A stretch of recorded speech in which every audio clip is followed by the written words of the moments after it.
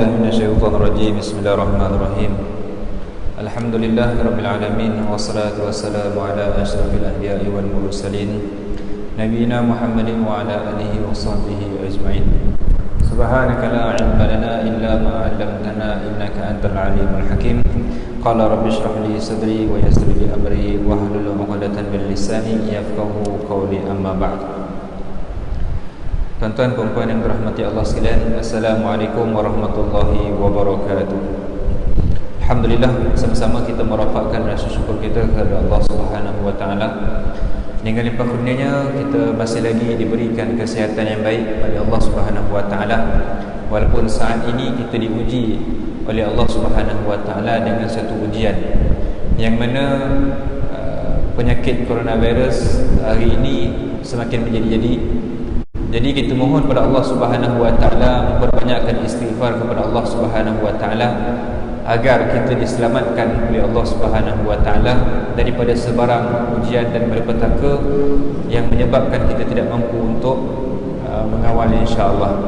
Jadi tuan-tuan yang dirahmati Allah sekalian, pada hari ini insya-Allah kita menyambung pengajian kita, perbahasan kitab kita berkaitan dengan birrul walidain, kebaktian kita kepada kedua bapa, yang mana pada minggu yang sebelum ini kita dah membincangkan banyak hadis berkaitan dengan galakan untuk berbakti kepada kedua bapa. Jadi hari ini kita sambung pada bab yang seterusnya, iaitu berkaitan dengan siapakah yang berhak untuk kita bersahabah ataupun kita bersuhbah.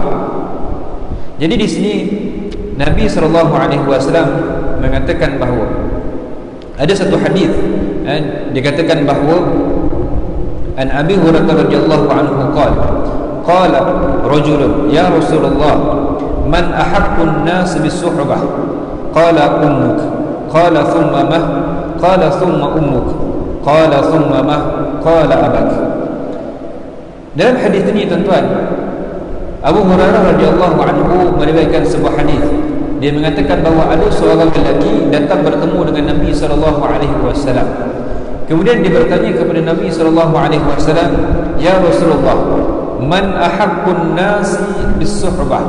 Siapakah orang yang paling patut untuk aku berbuat baik kepada mereka? Nabi SAW ditanya oleh sahabat Nabi, siapakah orang yang selayaknya untuk aku berbakti kepada mereka? Lalu Nabi SAW mengatakan bahawa yang pertama sekali ummuk, mak kamu. Kemudian sahabat Nabi tersebut tanya lagi kepada Nabi SAW, thumma ma? Siapa lagi setelah itu ya Rasulullah? Thumma ummuk. Kemudian ibu kamu. Kemudian siapakah lagi ya Rasulullah? Thumma abak. Kemudian barulah bapa kamu. Maka dalil di sini tuan-tuan menunjukkan kepada kita bahawa maqam ataupun darjat seorang ibu itu lebih daripada seorang ayah. Sehingga kan Nabi SAW menyebut ibu itu sebanyak 2 kali, kemudian barulah ayah pada kali yang ketiga. Di sini juga menunjukkan bahawa betapa besarnya pengorbanan seorang ibu, sehingga kan Nabi SAW menuntut kepada kita, macam mana sekalipun perlulah untuk kamu berbuat baik kepada kedua ibu bapa kamu. Perlu berbuat baik kepada ibu kamu, perlu berbuat baik kepada ibu kamu. Makna di situ 2 kali kebaikan yang Allah Subhanahu wa taala dan Nabi SAW perintahkan untuk kita berbuat baik, kemudian barulah datangnya ayah kamu. Kenapa di sini berlaku hadis sedemikian tuan-tuan? Kerana kalau kita lihat dalam banyak hadis, dalam banyak ayat yang Allah Subhanahu wa taala sampaikan kepada kita, bagaimana Allah Subhanahu wa taala menceritakan siapakah yang menanggung kesakitan ketika menghamilkan kita? Ibu kita. Siapa yang menanggung kesakitan ketika melahirkan kita? Ibu kita. Siapa yang menyusukan kita? Ibu kita. Siapa yang berjaga malam ketika mana kita masih bayi dan kita mengharapkan susu ataupun kita nak tukar lampin dan sebagainya? Of course, ibu kita tuan-tuan. Ayah kita biasanya dia akan tidur. Ayah kita biasa dia akan buat pekerjaan yang lain. Tetapi yang menanggung kesakitan, yang menanggung perut, yang menanggung tidak tidur malam dan sebagainya kerana menghamilkan kita dan sebagainya ialah ibu kita. Kerana itulah kelebihan yang Allah Subhanahu wa taala berikan kepada ibu melebihi daripada seorang ayah. Maka dalam hal ini tuan-tuan, kenapa Nabi SAW perintahkan untuk kita berbakti kepada kedua apa? Kerana itu adalah tuntutan daripada Allah Subhanahu Wa Taala. Saya dah berceritakan dengan panjang lebar kisah-kisah bagaimana sahabat-sahabat Nabi, bagaimana ada riwayat-riwayat berkaitan dengan orang yang berbakti kepada kedua bapa mereka. Dan kalau kita lihat bagaimana seseorang itu dia menjadi derhaka kepada kedua bapanya. Apa sebab-sebab mereka menjadi derhaka kepada kedua bapanya? Kalau kita lihat yang pertama, dia mengatakan bahawa di antara sebab orang tersebut menjadi derhaka kepada kedua bapanya, yang pertama disebabkan kebodohan mereka.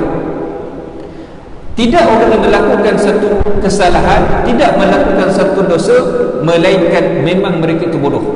Mereka itu jahil tentang hukum dan hakam. Mereka jahil tentang perintah daripada Allah Subhanahu Wa Taala. Ustaz pernah ceritakan kepada tuan-tuan berkaitan dengan bagaimana seorang lelaki yang membawa mak dia dalam keadaan gila pergi ke hospital nak mendapatkan rawatan. Lalu doktor tanya kepada mak, doktor tanya kepada anak dia, bagaimana kamu boleh berbakti kepada mak kamu sedangkan kamu tidak pernah merasakan nikmat kasih sayang seorang ibu? Jawapan seorang anak tadi kepada doktor, dia mengatakan, sungguh pun ibu aku tidak mengenali aku, tetapi Allah Subhanahu Wa Taala mengenali aku. Kerana Allah Subhanahu Wa Taala yang memerintahkan kepada aku untuk berbakti kepada kedua bapa. Maknanya tuan-tuan, perintah untuk kita berbakti kepada kedua bapa bukan hanya sekadar Nabi SAW yang perintah, tetapi itu juga merupakan perintah daripada Allah Subhanahu Wa Taala. Iaitu yang pertama. Kemudian yang kedua iaitu pendidikan yang buruk. Seorang ibu dan seorang ayah apabila dia tidak mementingkan hal-hal agama, apabila tidak mementingkan hal-hal akhirat, mereka meninggalkan akhirat dan mereka mengejar kepada keduniaan semata-mata, sehingga mereka lupa untuk memaklumkan, nak mewasiatkan kepada anak mereka agar berbakti kepada Allah Subhanahu Wa Taala, berbakti kepada Islam, berbakti kepada kedua bapa. Akhir sekali tuan-tuan, anak tersebut membesar. Akhir sekali tuan-tuan, anak tadi mengikut apa acuan yang telah diajukan oleh ibu bapa mereka. Seorang ibu yang tidak mengendahkan tentang urusan akhirat, anak akan membesar dalam keadaan mereka melupakan akhirat, langsung tak nak mengejar akhirat. Kerana apa? Didikan tersebut. Adik-adik yang berada di hadapan Ustaz hari ini, alhamdulillah, Ustaz yakin mak-mak, ayah-ayah di antara orang yang mementingkan tentang urusan akhirat. Sebab kalau tidak mementingkan urusan akhirat, dia tidak akan hantar adik-adik ke tahfiz. Dia tak akan hantar anak-anak ke pusat-pusat pengajian. Dia akan biarkan saja. Dan taklah nak jadi apa sekalipun, dia tidak jadi. Dia tidak ada masalah. Kau nak jadi manusia ke, kau nak jadi beruang ke, kau nak jadi hantu ke, pulang. Maka orang yang ada prinsip, mereka yang memikir tentang akhirat mereka ada matlamat. Nak melahirkan anak yang soleh dan solehah, nak melahirkan anak yang tahu tentang hukum dan hakam, yang mampu untuk menjadi pahala mereka ketika mana mereka telah meninggal dunia. Kemudian dikatakan yang ketiga iaitu sahabat yang buruk ataupun sahabat yang rosak akhlaknya. Sahabat ini tuan-tuan, dia memainkan peranan yang sangat penting. Bagaimana kalau kita lihat pepatah Arab mengatakan bahawa orang yang berkawan dengan tukang besi akan mendapat bau besi. Orang yang berkawan dengan penjual minyak wangi akan dapat minyak wangi tersebut. Bau-bauan minyak wangi akan terkena pada baju mereka. Jadi sebagai seorang sahabat, perlu untuk kita nilai dan kita lihat bagaimana mereka itu menjadi sahabat kepada kita.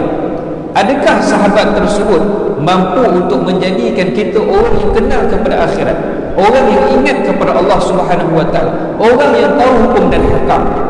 Kalaulah sahabat yang kita kawan selama ini, sahabat yang kita jumpa selama ini asyik-asyik dengan urusan keduniaan, kita ajak solat, dia katakan tak apalah kau pergi dulu, maka itu bukan sahabat yang baik. Sahabat yang baik ialah orang yang menegur kita di hadapan kita apabila kita melakukan satu kesalahan. Sahabat yang baik ialah sahabat yang sentiasa mengingatkan kita tentang Allah Subhanahu Wa Taala apabila kita dalam keadaan persendirian. Sahabat ialah orang yang sentiasa memberikan pesanan, peringatan kepada kita, takutlah kepada Allah Subhanahu Wa Taala. Kemudian yang seterusnya dia mengatakan bahawa derhaka kepada kedua bapa. Seorang ibu dan seorang ayah, apabila mereka itu derhaka kepada ibu dan ayah mereka, maka dia akan dilihat oleh anak-anak mereka. Anak-anak dia akan lihat apa yang dikerjakan oleh mak dan ayah mereka. Mereka akan tengok, anak-anak dia akan tengok bagaimana mak dan ayah mereka melakukan kebaikan kepada atuk dan wan dia, atuk dan nenek dia. Kalau daripada kecil dia dah tengok mak dia ni mengherdik nenek dia, mak dia ni sentiasa memarahkan atuk dia, sentiasa mengeli, sentiasa meninggalkan, tak buat, tak apik dan sebagainya. Suatu hari kelak ketika mana kita dah jadi tua, anak kita dah jadi besar, dia akan buat perbuatan yang sama. Dulu ada satu video, video tu tak salah ustaz berkaitan dengan hari raya ke ataupun kemerdekaan lah, yang mana dia jemput ayah dia ni di hospital. Yang budak-budak yang BBNU ni mungkin tak sempat lah pun, baru-baru nak ni mungkin tak sempat dengan iklan tersebut, tapi yang seusia dengan ustaz ni mungkin pernah nampak. Seorang anak dan seorang menantu jemput bapa dia daripada hospital, tinggal bersama-sama dengan mereka. Ketika mana nak makan, ayah dia orang yang tua, ayah dia orang yang uzur. Ketika mana nak makan, nak senduk lauk, terjatuh kuah, nak minum air, tertumpah, terjatuh pinggan, terjatuh cawan dan sebagainya. Dan ketika mana tengah makan, ayah boleh terkentut, boleh terberak dan sebagainya. Sebab apa? Orang tua, orang tua ni dia apa-apa benda yang kita boleh buat, yang kita tak buat, dia akan buat. Apa benda yang kita tak buat, dia akan buat. Terkentut, terberak, tengah makan dan sebagainya. Itulah sifat fitrah orang tua.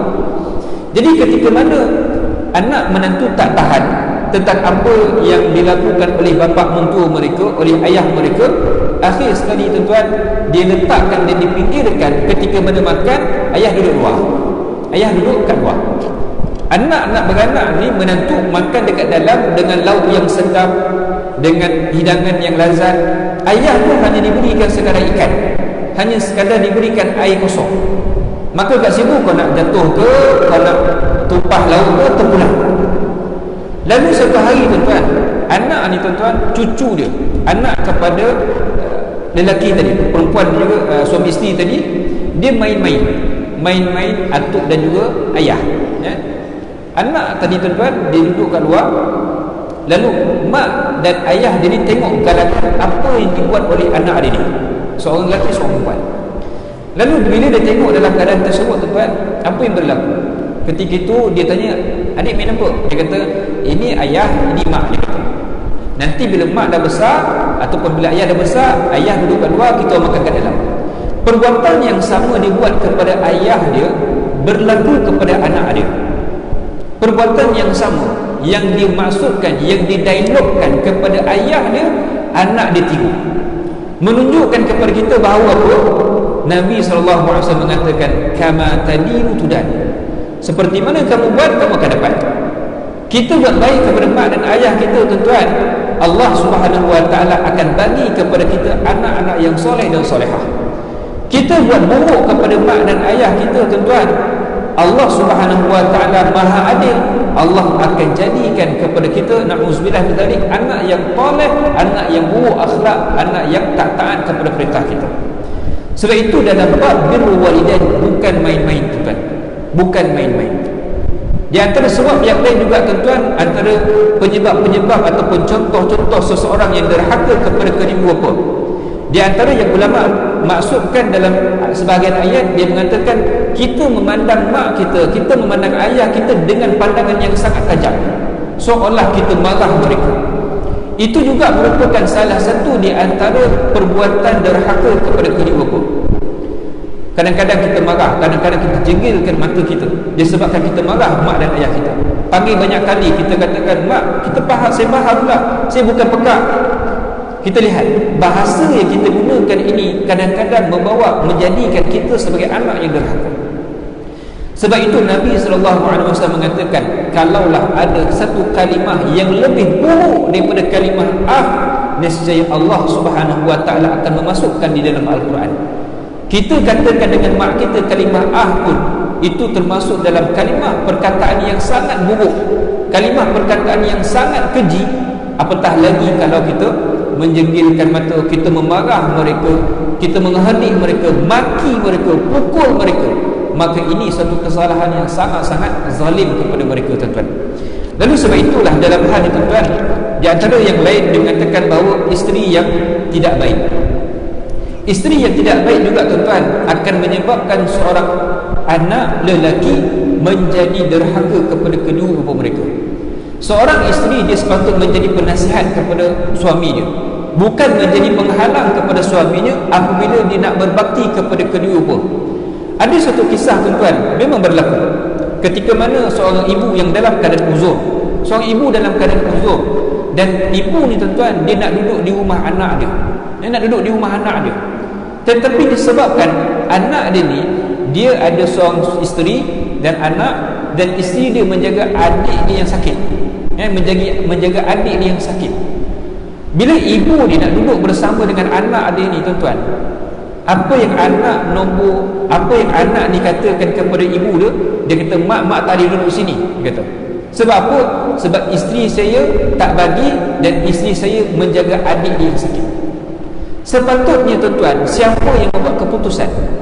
Bukan seorang isteri yang membuat keputusan, tetapi seorang suami yang membuat keputusan. Bayangkan, disebabkan perbuatan ini, seorang anak, seorang suami tadi telah menjadi anak yang derhaka kepada Allah Subhanahu wa taala, dan menjadi anak derhaka kepada kedua bapa. Sebab itu dalam hal ini Nabi SAW memberi satu wasiat kepada kita, bagaimana cara kita nak memilih seorang isteri. Nabi mengatakan, tunkahul mar'ah, dinikahi perempuan tersebut dengan 4. Yang pertama dengan kecantikan, yang kedua dengan harta, yang ketiga dengan keturunan, yang keempat dengan agama. Nabi katakan, fakhtar bizatid din taribat yadak. Maka pilihlah yang keempat itu, pilih yang keempat itu ialah yang ada agama, nescaya kamu beruntung. Maknanya di sini ialah, kalau kita milih seorang wanita yang cantik tetapi kita membelakangkan agama mereka, sayalah suatu hari kelak mereka akan menyebabkan kita menjadi anak yang derhaka kepada ibu kita, tuan-tuan. Kalau kita memilih dengan disebabkan kecantikan, memilih dengan disebabkan harta ni dia boleh jual beli kita, tuan-tuan. Harta bila masa dia kata, abang tak payah pergi rumah mak, pergi rumah saya. Sebab apa? Bapak-bapak saya, mak saya yang beri abang duit jenis sekian-sekian. Maka dia akan mungkin, dia akan menyebabkan kita terhutang budi dengan mereka. Akhir sekali, tuan-tuan, itu yang akan berlaku. Tetapi orang yang memilih isterinya dengan agama yang ada pada diri mereka, menjadikan mereka itu sebagai landasan. Bukan bermakna kita tak boleh memilih orang yang mempunyai perwatakan cantik, tetapi kalau dia ada kecantikan, dia ada harta, keturunan yang baik, dan dia adalah orang yang sangat-sangat mementingkan agama, maka ini adalah bonus kepada mereka. Tetapi kalau agama kurang, sangat-sangat kurang, tidak menitikkan berat tentang solat, tidak menitikkan berat tentang hubungan dengan Allah Subhanahu wa taala, nak mengharapkan kecantikan semata-mata, maka Nabi katakan, tak payahlah, pilihlah yang ada agama. Sebab itu lebih menjamin kehidupan kamu. Orang hari ini, tuan-tuan, minta maaf saya katakan, mereka itu kadang-kadang isteri inilah yang menyebabkan anak lelaki menjadi derhaka kepada kedua bapa. Especially, tuan-tuan, bila berlakunya perebutan dalam nak balik raya. Perebutan dalam nak balik raya. Banyak berlaku macam ni. Meninggalkan ibu, meninggalkan ayah, tak bagi suami balik, ungkit-ungkit dan sebagainya. Ini adalah perbuatan-perbuatan yang akan menyebabkan anak tersebut, iaitu suami seorang tersebut, menjadi anak yang derhaka. Wa na'udzubillah min dzalik. Kemudian di antara perkara yang lain ataupun hadis Nabi SAW, Nabi mengatakan bahawa dalam hadis ini, dalam bab ini, Imam Al-Bukhari rahimahullah ta'ala mengatakan, babul jihad biiznil abawain al-muslimin. Haddatsana Muhammad bin Katsir akhbarana Sufyan an Hubayb an Habib an Ibn Abbas an Abdullah bin Amr qala rajulun Nabi sallallahu alaihi wasallam ujahid qala laka abawa ataupun laka abawain qala na'am qala fa fihima fajahid.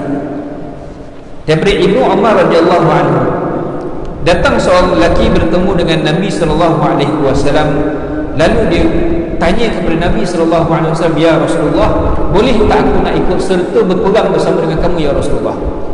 Lalu Nabi kata kepada dia, laka abawani, adakah bagi kamu kedua apa? Kemudian dia katakan, qala na'am, ya, ayah aku, ibu aku masih hidup. Maka Nabi SAW mengatakan, fa fihi ma fajahid, di sisi mereka itu kamu boleh berjihad. Maknanya tuan-tuan, apa yang Nabi SAW nak tunjukkan kepada kita pada hari ini ialah bukan semata-mata dengan kita mengangkat pedang kita boleh mendapat syahid, tetapi hari ini dengan kaedah kita berbakti kepada kedua kita, kita saling bantu mereka, kita meringankan beban mereka, kita buat kebaikan kepada mereka, kita duduk bersama-sama dengan mereka, menggembirakan mereka tuan-tuan. Itu juga merupakan perjuangan kita berjihad fi sabilillah sebenarnya. Ganjaran di sisi Allah Subhanahu wa taala. Ada satu hadis Nabi SAW, dia tanya oleh seorang lelaki. Dia kata, ya Rasulullah, aku nak berhijrah bersama dengan kamu ya Rasulullah. Lalu Nabi SAW kata, fadal, tak ada masalah. Lalu dia katakan, sedangkan mak aku ni ya Rasulullah, dia tak redha terhadap pemberian aku berhijrah bersama dengan kamu ya Rasulullah, dan dia, ibu aku ni sedang menangis-nangis di rumah. Maka Nabi SAW mengatakan, baliklah kamu dan buatlah mereka gembira, buatlah mereka ketawa seperti mana kamu buat mereka menangis. Maknanya apa yang Nabi SAW nak maksudkan di sini? Setiap pekerjaan yang kita lakukan, pastikan redha ibu bapa kita bersama dengan kita. Kita takut apabila sesuatu pekerjaan yang kita lakukan tidak mendapat keredaan mereka, tidak ada barakah dalam amalan yang kita lakukan, tidak ada keberkatan yang Allah Subhanahu wa taala akan sertakan bersama dengan kita. Sesuatu pekerjaan yang apabila kita lakukan dengan redha ibu dan ayah kita, insya-Allah pekerjaan tersebut akan menjadi mudah dan akan diberkati oleh Allah Subhanahu wa taala. Satu kisah tuan-tuan. Mungkin tuan-tuan kenal siapakah yang bernama Abdul Rahman As-Sudais. Mungkin tuan-tuan pernah dengar.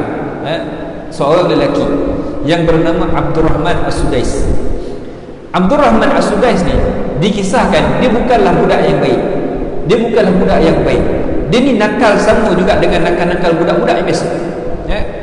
Jadi suatu hari tuan-tuan, bila dia ni buat satu benda yang menyebabkan mak dia marah, dia suka buat kacau, mak dia marah dan sebagainya. Dan mak dia ni setiap kali dia marah, dia akan cakap apa?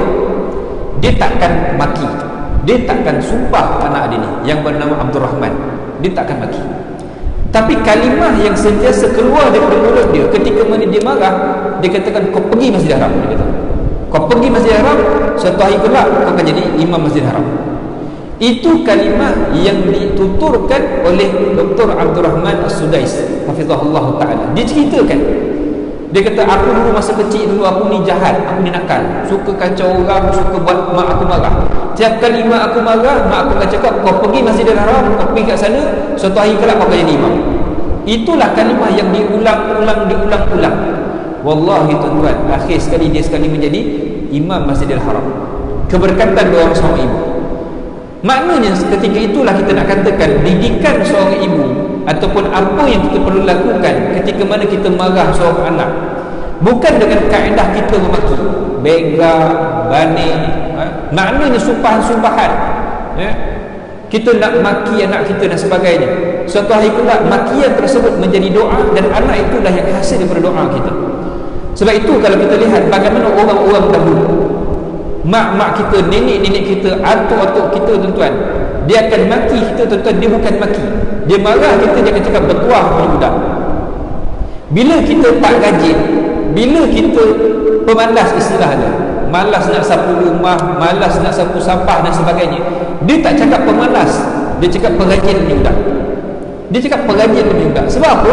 Bila perajin tu satu doa, mudah-mudahan daripada kau tak jadi rajin, kau akan jadi rajin. Maknanya kalimah yang asalnya negatif ditukar menjadi kalimah yang positif. Sebab nak bagi tahu ini adalah doa yang mudah-mudahan Allah akan mengabulkan doa tersebut. Kita takut tuan-tuan. Mak saya pernah cerita satu hari tuan-tuan. Ada seorang jiran dia, tiap-tiap pagi dia akan marah anak dia, dan dia tiap pagi dia akan marah anak dia. Dia marah, babi punya anak, sial punya anak, sebagainya. Itu kalimah-kalimah yang basic bagi seorang mak dan ayah ketika itu. Ni mak asal cerita. Apa yang berlaku dia? Ketika mana anak dia ni dah meningkat umur dewasa, betul-betul anak dia jadi penghisap gam tegar. Ya, menjadi penghisap gam tegar. Sebab apa? Doa anak dia, doa seorang ibu tadi, pagi-pagi lagi subuh-subuh dah maki anak dia, tuan-tuan. Jadi orang tak betul. Akhir sekali memang Allah SWT makbulkan permintaan mak dia, jadilah anak ni sebagai seorang penagih tegar.